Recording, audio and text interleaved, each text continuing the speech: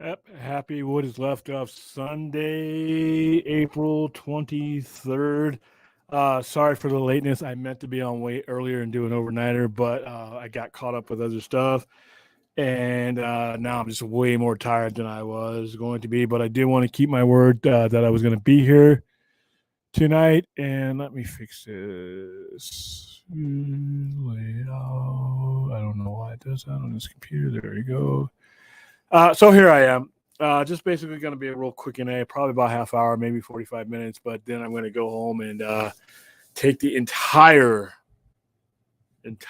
bottle of Benadryl because I don't have to get up super early tomorrow. So that's what I'll do.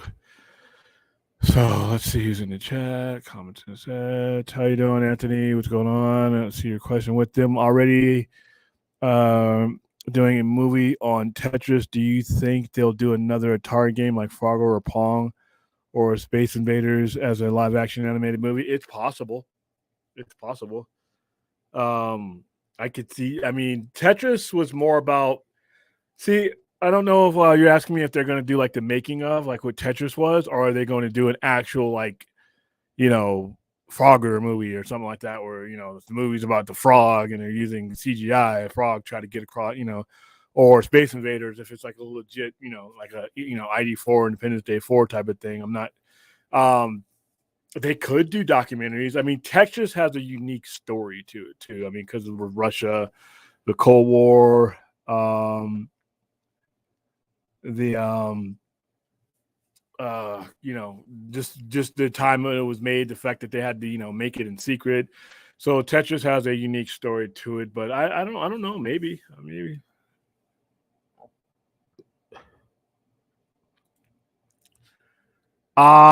I never saw one of those. I didn't they get like an Ultra Star cast for the voices of those, but I never played Angry Birds the game, but I saw the Geico commercials of Angry Birds. Those made me laugh. So, all right, well, yeah, my DM you the entire script for David Ayer's Suicide Squad as a PDF attachment. Okay, I'll take a look at it. Um, like I said, I hope there's a reason one day for David Ayer's Suicide Squad to get released. And the only way I can see it getting released or it being just there being justification for it being released is if they're going to do something with the Nightmare storyline, because Harley Quinn and Joker were bought in through that movie to be part of what Zack Snyder was putting together. That was literally their vessel for being brought in. Absent that story arc, I don't see a business reason for bringing them in, and just wanting to see the movie is not going to be enough. Even if it's a minimal amount of money, it's still money that they would be spending off of a movie that they already made their profit on. So I don't know if they're going to want to mess with that again. So,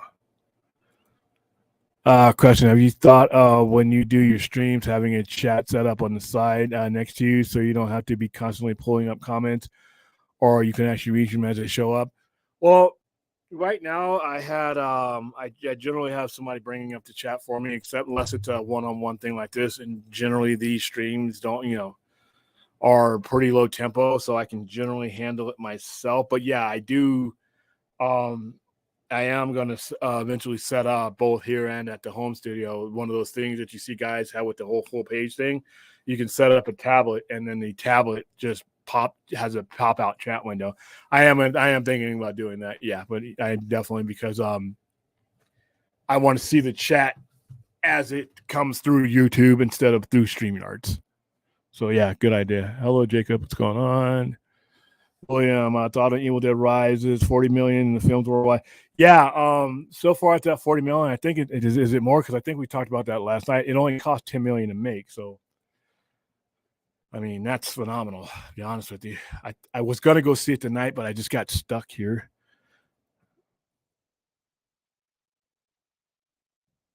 I do really want to go see this movie though. All right, it is at 40.3 million. Now the budget's saying 19 million. But even still, at 19 million, you're at 40. You literally doubled. You actually know you damn near you tripled your budget. So that's amazing. I don't know where it's going to wrap out, but right now it's already a success story.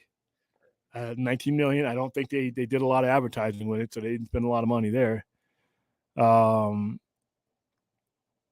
Yeah. How you doing, Jeebus? Yeah. Not the type of tablet you're thinking about, Clint. I'm actually going to get a tablet exclusively for that, and then one for the actual register. He works here, so he knows why. Reason why I recommended that, William, because I watch a lot of gamers do live streams, and that was what they do. Yeah, I watched even. You look at I get a lot of cues that I get from like Robert Meyer Burnett or John Campea, and they have that set up. Now Campea actually has people that, like his brother-in-law Ray, runs the chat for him. So he doesn't have to really do all that. And the way my mind works, it's usually best for me because once I get going in the chat, the problem is if the chat's not brought up in a timely manner, I will stick sometimes on, and I won't be able to manage the time because a lot of times I'll be talking to somebody in the chat and like time has passed to the point where I'm now backlogged. So the reason why I have other people do it, except for, like I said, low tempo things like tonight, it is because of the fact that I don't want to get log jammed on one particular person. And then I start responding to what I think is in real time. And it's not. I'm like 20 or 30 minutes behind. So that's why it's always best to have somebody running the chat and then bringing up things that are like relevant to the topic that we're on at that particular time. And then once we clear all those up, then we can go back and get all the statements and comments and things like that and hopefully get to everybody.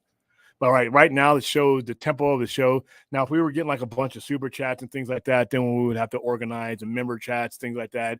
But right at this level, we don't get a lot of those yet. I mean, I hope that changes. But right now, it's manageable. But I do want to have that up there, because like I said, we're going to be doing, eventually growing and doing bigger stuff. And I will need to be paying attention to several things, not just a screen for the chat, but a screen for other things that we're talking about. Like sometimes you need another screen just to bring up articles so that you're not jamming up your laptop screen. So I'm going to make a lot of improvements to this whole YouTube thing, little by little, though. Horror movies are cash cow. Yeah, you know what? It's been that way for a really, very long time. Shoot, the 80s, entire directorial careers and actress careers were built on horror. So it's always been a good go-to genre. How you doing, Albaster 6531? William James Gunn really out there doing everything WB thought James Abrams would do for DC. JJ really just took the money and ran. Well, JJ Abrams did what Warner Brothers allowed him to do. And the problem, I can't really blame J.J. Abrams because, okay, if you're going to pay a guy $500 million and you don't put him to work, that's on you. I mean, remember how dreadful the management was that hired J.J. Abrams for that.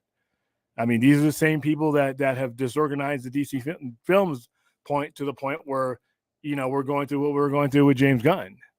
So, yeah, it was poor. I can't blame J.J. Abrams. I mean, they hired him and then they didn't put him to work. So that's on them. Big Bro was a movie fan in general. Big Bro is a movie fan in general. What are the most overused tropes in both sci-fi, horror, and action movies? Time travel. Time travel is the overused one. I mean, most of the time it's not done right. As far as science fiction and action,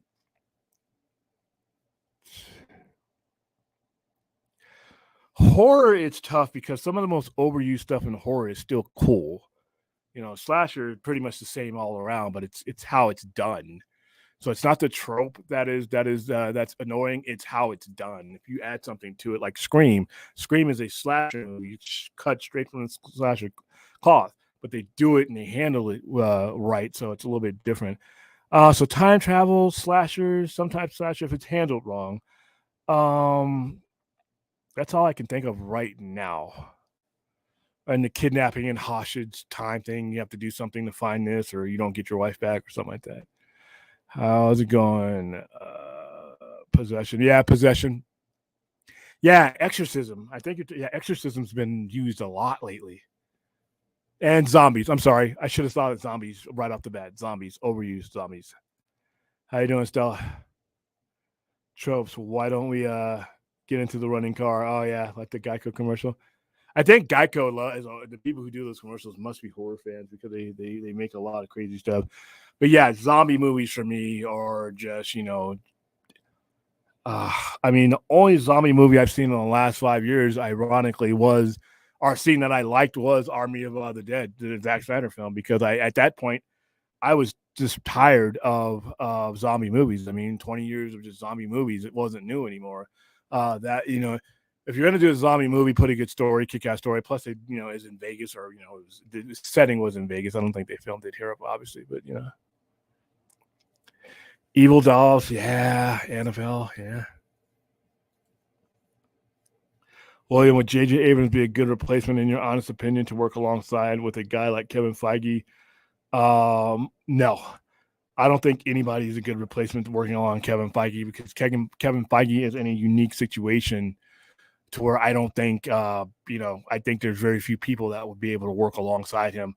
J.J. Abrams is at that level, and to the point where he would have to be, in control of whatever he's doing. I mean, there's very few people that can work with guys like that. I mean, James Gunn was one of them. But once you reach that level, it's kind of like oil and water to put those people together. All right, let's see. Hi, Stella. All right. Any thoughts on Monster Energy suing Nintendo and Pokemon for using the word monster, even though it's public domain? They're going to lose that. In order for that, see, I haven't seen the lawsuit. I'm just taking your word on it. But just hypothetically speaking, from going forward, in order for me to sue you for using a common name, I have to be using it in a way that infringes upon my vision and my deal. So say, for instance, you were to use a name, you would use the word science fiction, right? The term science fiction, that's a broad term. But if you used my official use of it, like say if you were to call yourself, which our official name is the Science Fiction Retail and Event Center, the Sci-Fi Center for short. If you were to use it in that manner and opening up a store just like me or doing things just like, now you're not just using the name, you're using it in association with something that's very similar to me, and then that's infringement. But if you use the word science fiction just to do your own thing, then no, that word is a common use word. So yeah, that's hilarious. If anybody's actually suing somebody over that, I think that's going to be silly. They're going to lose. It'll get thrown out of court before it goes too far. Pope Exorcist, only one word for this movie. Yeah, what is that? I saw that somewhere in the back of my head. Is that a new movie, or is that on streaming or something like that? I saw something like that. Keep JJ away from everything. You know what? Hey, listen, man. Without JJ is really good at what he does once he actually starts doing it. I can't blame JJ for these companies that that don't use him. There's a lot. I mean, JJ Abrams has brought a lot more to the table than he's taken away, and he hasn't really taken away that much. I mean, he hasn't been doing anything lately. What's up? I said JJ hasn't been doing anything since they had that cushy job with WB. Yeah, I mean, but The Pope Exorcist is the new Russell Crowe movie. Okay. Oh, I gotta see if I ever want to see a Russell Crowe movie after Thor: Love and Thunder, but I probably will. I'm not gonna hold the worst 10 minutes of his career against him forever. So, but yeah, I love J.J. Abrams. Listen, he gave me Alias, he gave me Fringe, he gave me Star Trek back, because like I said, back in 2007, 2008, no one was talking about Star Trek. Star Trek was a dead franchise before J.J. did what he did. So he's a mixed bag, but there's a lot of good stuff in that bag. I'm watching a Dirt on Netflix, William. Okay, I gotta take a vacation and just watch all the stuff on backlog, though. And I got a lot of stuff in my queue. Hello, William. The past 2 decades, in terms of Portman, the trope has been used. Portman, the trope has been used the most, in my honest opinion, is exorcism. Yeah, exorcisms and zombies. And what's the ghost hunting type thing, paranormal stuff, the whole live cam stuff, that kind of stuff, I think it's gotten a little out of hand. Content. Yes, new movie, Pope, stars Russell Crowe. All right, cool. JJ's the hack. I've worked for him. His crew thinks he's a joke, but you know what? His crew is working for him. I mean, if they want to give it a try and become JJ Abrams, I'm pretty sure they have the talent. But I like I said, from a customer point of view, I like his work, for the most part. Only Star Trek series I've seen was the early 2000s ones. So you're talking about Enterprise, dude. Give some of the newer stuff a chance. I mean, jump. I can't think of a bad place, to be honest with you. In fact, the one that you saw is probably the worst one, because that was the one that was most meddled with. But you can try Next Generation. You can try Discovery, which is my favorite 1 to 7 year show. You can try Strange New Worlds, Discovery. I mean, Picard. Skip the first 2 seasons if you want to. Just skip Discovery season 1. Everything else seems to be on a decent level now. So yeah, and a lot of Star Trek, like I said, with the exception of Discovery, as far as full, things that have been out several years, or not Discovery, Voyager. Yeah, Voyager. Most Star Trek has a hard start. Star Trek: The Next Generation was, like I said, we were talking the other night. It wasn't the prettiest thing on TV. Oh no, they didn't find their footing until after season 3, and that was when Best of Both Worlds showed up. That changed everything. And DS9, I wasn't a fan of DS9's first couple of years. I mean, I knew, now that you look at it in retrospect and see where they were going, it's kind of cool. But at the time I was watching it, it was a slow, plodding political drama. And it was the reasons why I didn't watch Babylon 5. It was just too slow for me. And then once the season, midway through season 3, we start getting things like the Dominion and the Founders and the association that Odo had with them. Then you go into Dominion more, and it's like from that point on, it was a high track, fast paced show, and I could connect with it. So, all right, let's see. All right, I can't stand Discovery. Everything else besides Picard seasons 1 and 2 is okay. Like I said, the first season of Discovery was hard, but the second season of Discovery, I think, is one of the best Star Trek seasons of all time. The Discovery's come a long way from its rough start. Like I said, the season 1's hard to watch, but when Christopher Pike shows up in the last episode of season 1 and takes over in season 2, pretty much, it was pretty good watching. But the subsequent seasons, improvement by leaps and bounds, which gives us the Star Trek Strange New Worlds, Picard, whether you like the first 2 seasons or not, Picard season 3 was way worth it, and I really do hope there's some form of legacy show that Terry Matalas is in charge of. The guy knows his stuff. Yeah, he's a fan. He's been working with Star Trek all the way back to Enterprise. William, you're saying a guy like Kevin, starting off Kevin Feige needs a guy basically that's probably a yes man, and JJ can't do that. He can't be a yes man for someone in second. Well, yeah, because you're talking about guys who have 2 global visions. They're just not going to work with each other. Whatever you want to say about J.J. Abrams, he's at that level. He's at that level to where him and Kevin Feige probably wouldn't have any use for each other. They would be in each other's space. The best person for Kevin Feige would be someone that would come up through him, like a James Gunn, who came up working with him and through him, and now is his own studio head. But remember, the original plan was for Kevin Feige to have James Gunn working under him and handling all the cosmic stuff. But when he got fired and DC scooped him up, and he signed long term with DC, that's just pretty much went by the wayside. But that's going to be in any walk of life. Is once you have an alpha who's pretty much who's on the line for a lot of stuff and has a lion's share of the responsibility, he's not going to want to work alongside anybody. And that's that's good, because there has to be some kind of chain of command, some kind of structure, or it's gonna slow the process down. Yeah. Plus, they brought up, and I agree with him, that JJ, he's talented, but he doesn't know how to stick the ending. You got a great beginning, great middle, end of story, no go. That's a fair point, but he gets you in the conversation. Found footage, that's what I was looking for, James. Found footage. I've always hated found footage. I've hated found footage since the Blair Witch Project. I think was one of the most overrated movies of all time. All right, Jason Gonzalez. Well, first time I've seen your name up here. Welcome to the lounge. Do you feel movie-going audience are getting tired of comic book films? No.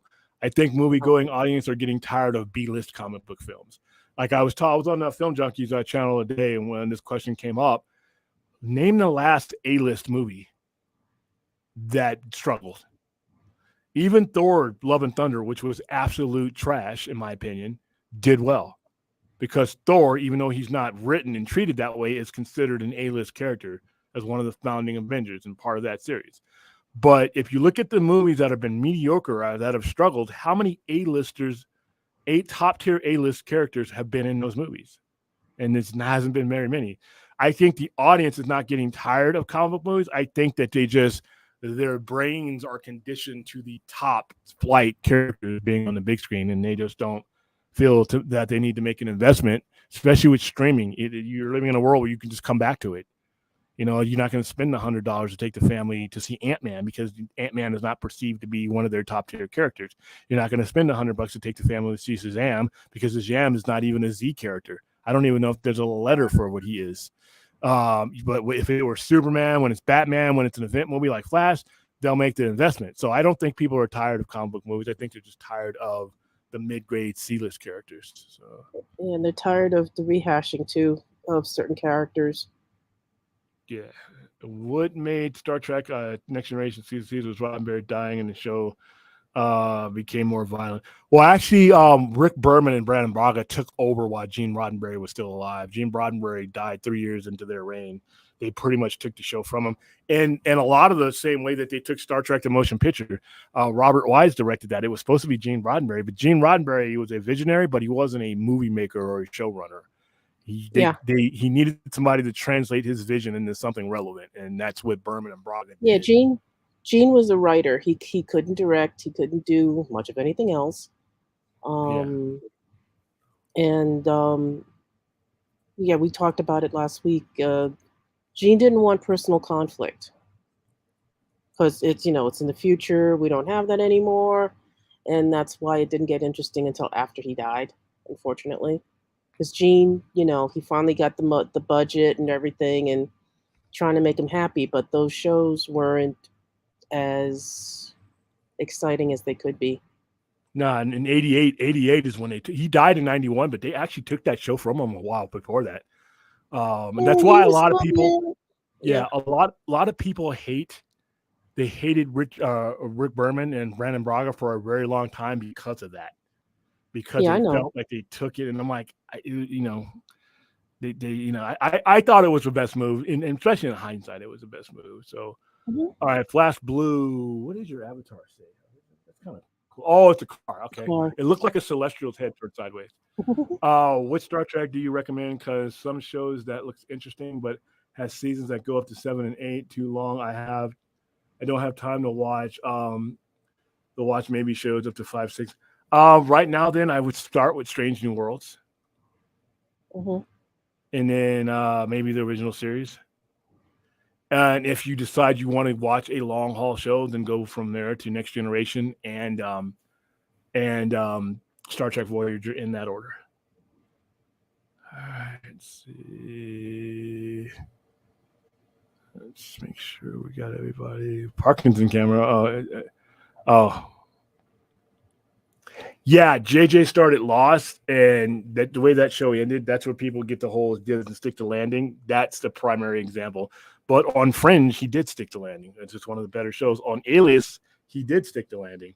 So it wasn't. I think as he got busier with movies and stuff, that's where his attention kind of got muddled. But Lost was that ending of Lost was offensively bad. The way they decided to go with that story just really kind of pissed me off. So I could see it. But start with those shows. All right, update, guys. So if you guys watch a lot of the streams that are associated with the Poindexter Lounge and Film Junkie, those kind of streams, that this weekend. I wish I had the graphic put up. I'll do it tomorrow. They are meeting in California, and they're going to be watching all of Zack Snyder's movies over a 3-day period, or at least Man of Steel's on Friday, BVS is on Saturday, and then the Zack Snyder's Justice League will be on Sunday. and there were going to be a lot of things going on that weekend, both in person. The tickets sold out immediately. It was only like 200, 300 seats. The venues are small. Yeah. Yeah. So I tried to get a ticket, but I realized even if I got one, I would end up selling it anyway. So it's gonna all the proceeds, or most of the proceeds, are going to the Suicide Prevention Fund, AFSP, and I'm gonna have the link and everything in our future streams. But right now, as it stands, we're going to be on the air Sunday at around 11:30, and we are going to be the lead-in show until Zack Snyder's Justice League launches live. So we'll be on the air live, doing fundraising and everything else.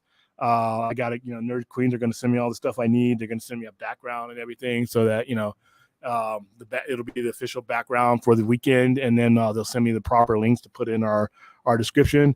We will be simulcasting on both the Point Diction Lounge and the Sci-Fi Center's own website, or not website, own page, and you will be able to donate to AFSP through either one of them. So the entire weekend is dedicated to raising money, raising awareness. So we will be on the air this coming Sunday, 11:30, until they push play on Sunday at 1 p.m., which is Zack Snyder's Justice League. And that, if I had gone, the only one I could have gone to would have been that one anyway, because it's on a Sunday. But no, we'll probably do that later on. But whatever I do is going to be consistent with everything else that's going on.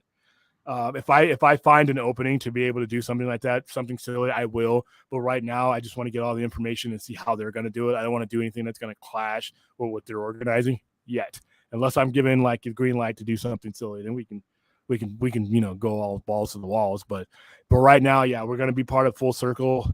We'll be broadcasting from this channel and our Sci-Fi Center's YouTube channel, and we'll probably be broadcasting live through the website and through Instagram and everything else. So every platform that we can possibly get on to help raise money, because that's what the weekend is about, raising money and awareness for that, and then getting together, whether it be in person or I would have loved to have been there, but like I said, logistically, leaving Las Vegas right now for anything is just not the best idea. I just got too much stuff coming up, and the only comic book convention I'm going to right now is the one that's here in Vegas next week.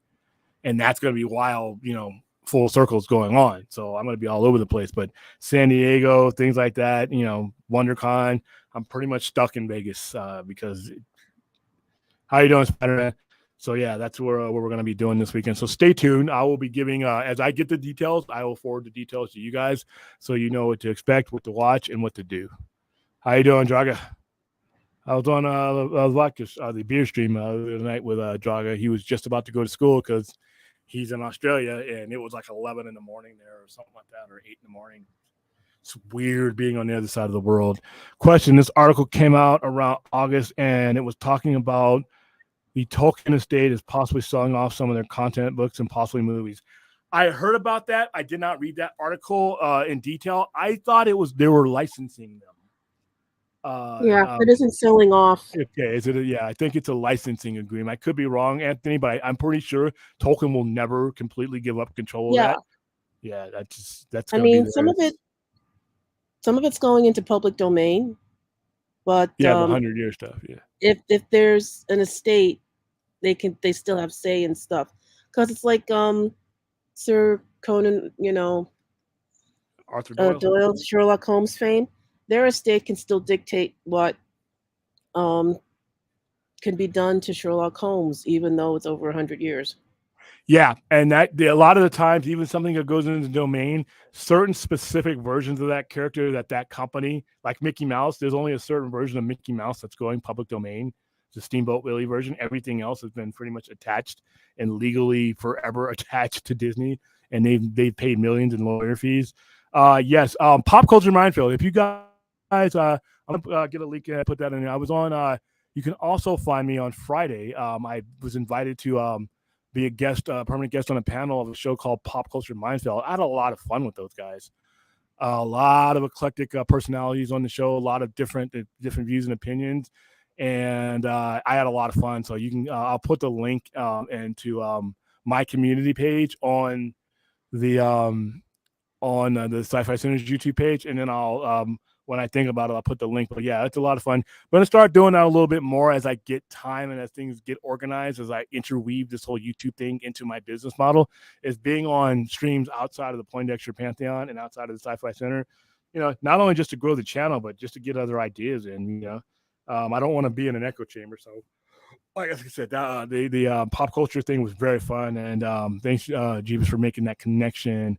Is there a huge possibility now we can see Universal Studios possibly be a theme land and Epic Universe Park that they're opening up in Orlando? Yeah, theme parks make a lot of money. Oh, I didn't yes. realize how much money that theme parks made until I saw what Disney pulls in.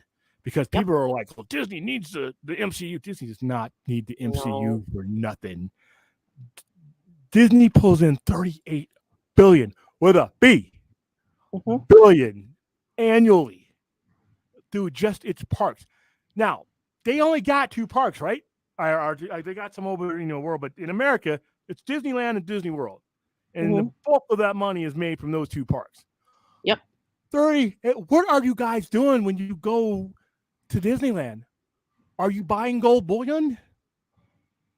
Are you buying what? 38? But the rides, I mean, do you have to like put your kid up for auction to get on a ride? I haven't been to Disneyland in such a long. I don't plan on going anytime soon. When I do go, it'll be to see the Star Trek Galaxy Edge thing and make my lightsaber and all that. I guess that just answered my question because I heard that's pretty pricey.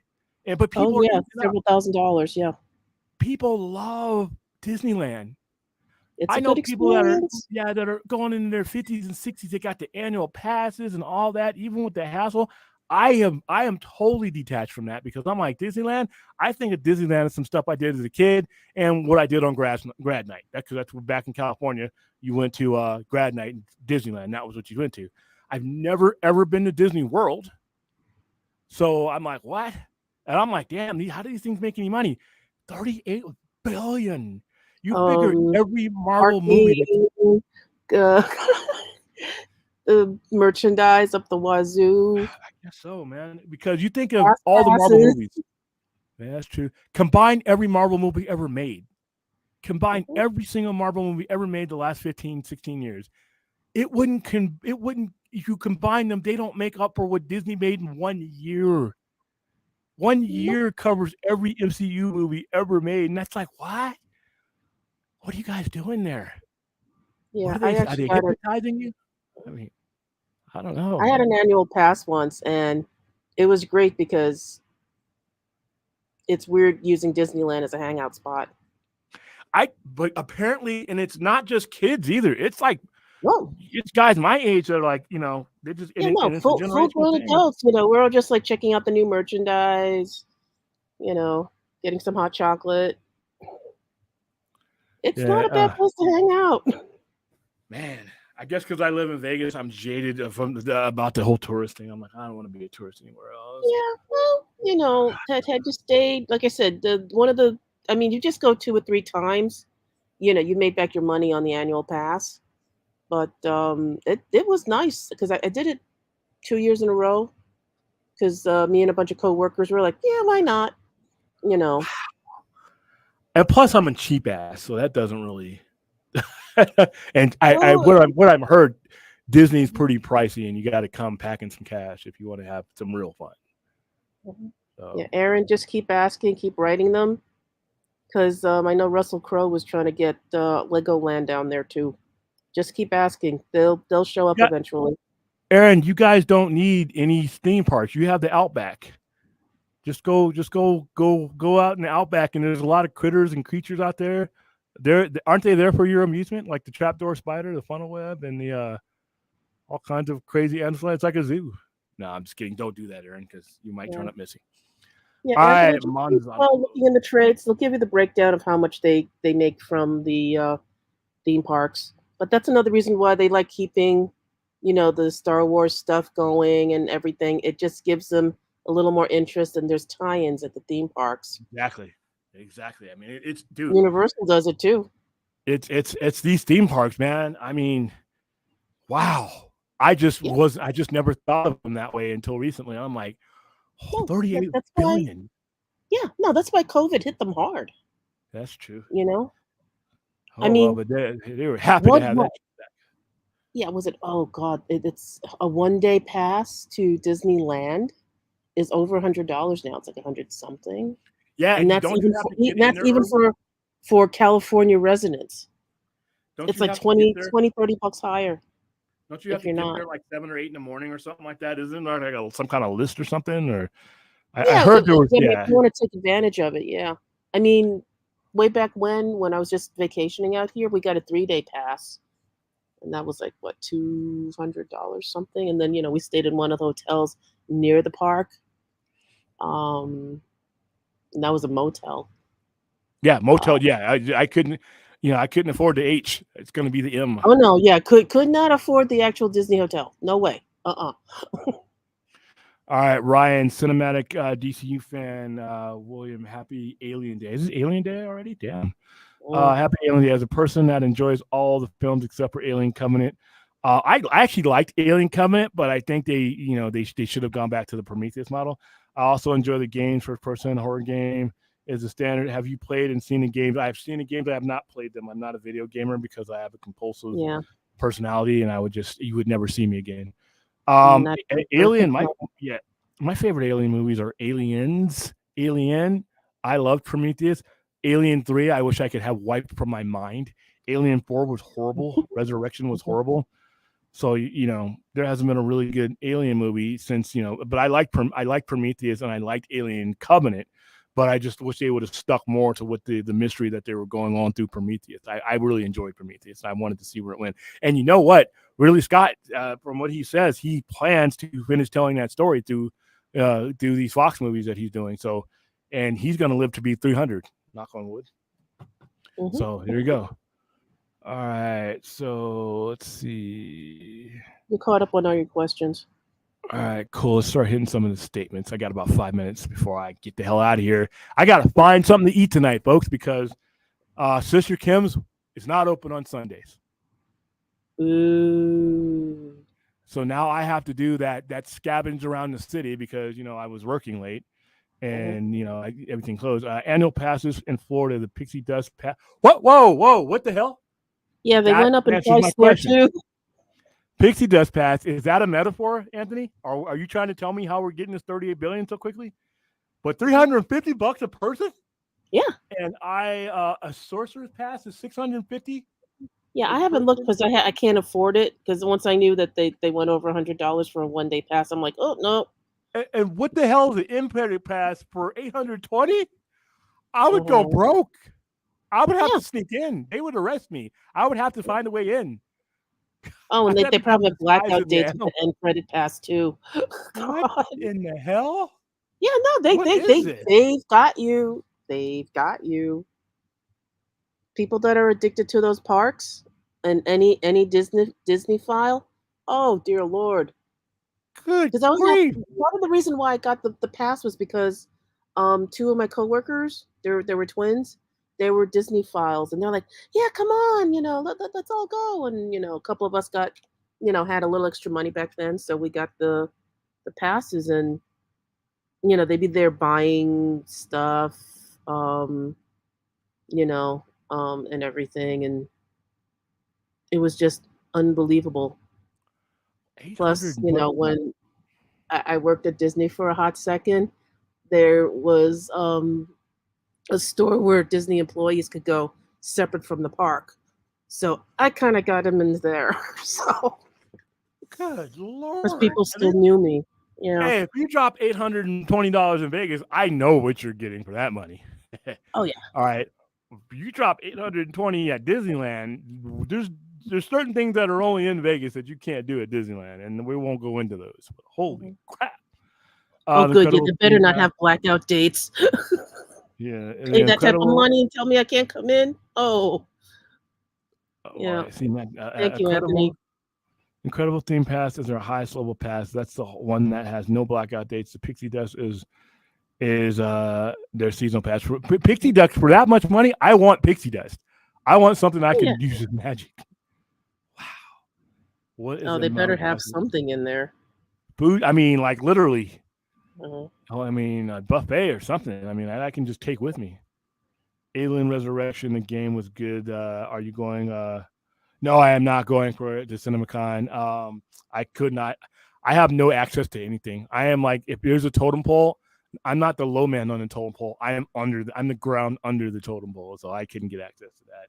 And then I know people that were like higher up than me that are not getting in. And the only way to get in would have been to drop $1,300. A, that's insane. B, even if I had it, I only want to go to CinemaCon to see the Flash. Just like last year, I would only want to go to see a Top Gun Maverick.